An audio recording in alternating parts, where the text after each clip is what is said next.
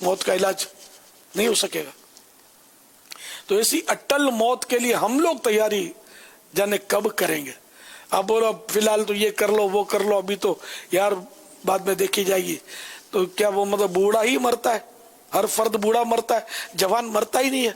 حالانکہ بڑھاپے کی دہلیز پر قدم تو کوئی رکھتا ہے. آپ معاشرے کو دیکھ لیں، اپنے خاندان کو دیکھ لیں. آپ کے خاندان میں بوڑھے کتنے؟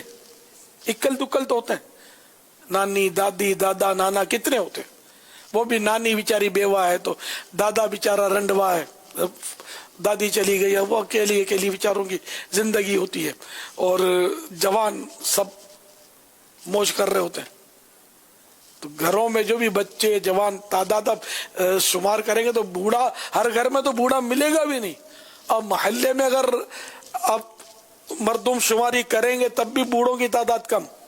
پورے شہر کی، پورے ملک کی مردم شماری کر لیں اور اس میں آپ وہ دیکھ لیں تو آپ کو ایج یعنی کہ بوڑھاپا 60 سال پورا بوڑھاپا ہے.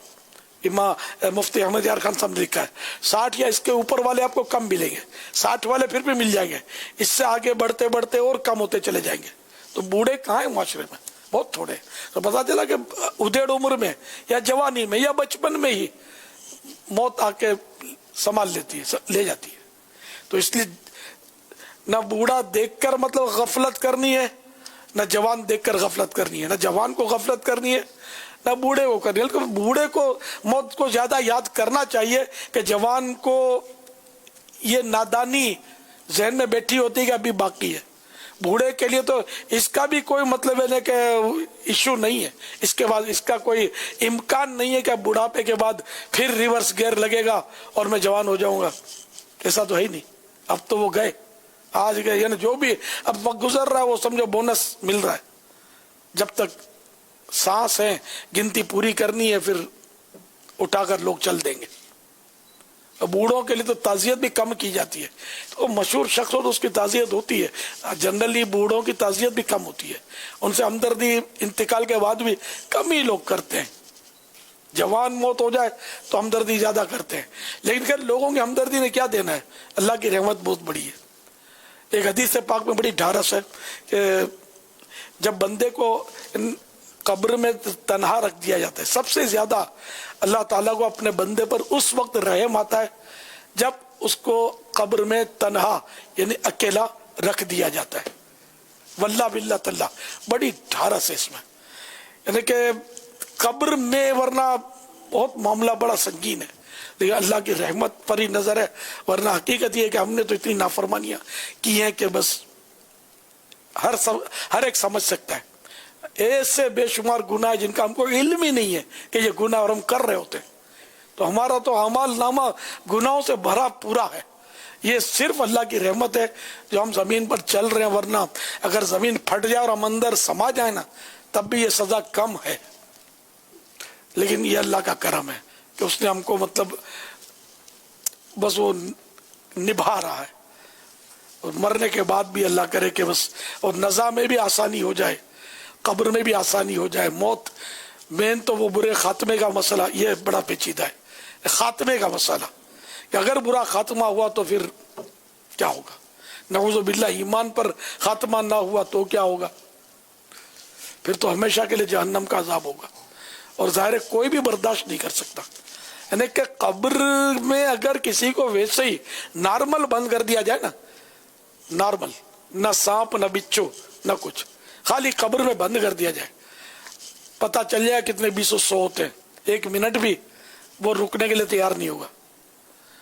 تو اب یہ کہ قیامت تک اگر اس کو خالی یوں ہی بند کر دیا جائے کہ سانپ آئے گا نہ بچھو آئے گا، گرمی بھی نہیں ہوگی ٹھنڈک ہوگی، اے سی لگا ہوگا، بس یہ کہ باہر نہیں نکل سکیں گے، سوال ہی نہیں ہے. کوئی اس کو بھی برداشت نہیں کر سکتا. تو اگر گناہ ہوئے، نمازیں نہ ہوئی ہمارے پاس، یا اللہ نہ کرے برا خاتمہ ہوا، تو پھر سانپ بچھو آگ نہ جانے کیا کیا. اللہ تعالیٰ سے اس کی رحمت کا سوال ہے کہ پروردگار ہمیں بے حساب بخش دے اور ہمارا ایمان سلب نہ ہو، ہمارا ایمان پر خاتمہ ہو. کہ علماء فرماتے ہیں کہ جس کو زندگی میں ایمان ضائع ہونے کا خوف نہیں ہوگا، مرتے وقت اس کا ایمان ضائع کر دیا جائے گا. دنیا کی دولت کے لیے تو بڑی فکر ہوتی ہے کہ یہ گم نہ جائے، جمع کرتے ہیں، سنبھال کے رکھتے ہیں، جیب کے اندر رکھتے ہیں، ادھر رکھتے ہیں، کسی کو پتہ نہ چلے، اس طرح سنبھالتے ہیں، بینک بیلنس بینک میں رکھتے ہیں، تو اس سے بڑی کوئی دولت ہے تو لاکرز کی بھی کوئی ترکیب ہوتی ہے بینکوں میں، سنبھال کے رکھتے ہیں۔ اور ایمان سب سے بڑی دولت ہے، واللہ سب سے بڑی دولت ہے۔ اس دولت کی حفاظت کی کتنی فکر ہونی چاہیے، لیکن ہے ہی نہیں، پتہ ہی نہیں ہے۔ اس کی صحبت میں گئے، اس میں صحبت میں گئے، بالکل بے حیائی کے ساتھ بول رہے ہوتے ہیں، یار اپنے کچھ نہیں ہوتا، تو بڑے پکے ہیں، کچھ نہیں ہوتا، سنو سب کے کرو اپنی۔ ارے بھائی تم کو آتا کیا یار، ایک کلمہ تو پڑھنا آتا، ہاں ایک کلمہ، پہلا کلمہ کو صحیح پڑھ کر اس کا ترجمہ صحیح کر دینا، واقعی یعنی کہ اس کو گلے لگا لینا چاہیے۔ ایسا نازک دور، کلمہ پڑھنا آتا نہیں ہے اور بولتا ہے ارے سنو سب کی کرو اپنی، صرف اپنی سنو، اپنے جو کہیں وہی کرو، اسی میں عافیت ہے۔ اپنوں کو سنو اور وہی کرو، ورنہ تو مارے جاؤ گے۔ ایمان ورنہ دے بیٹھو گے پتہ بھی نہیں چلے گا۔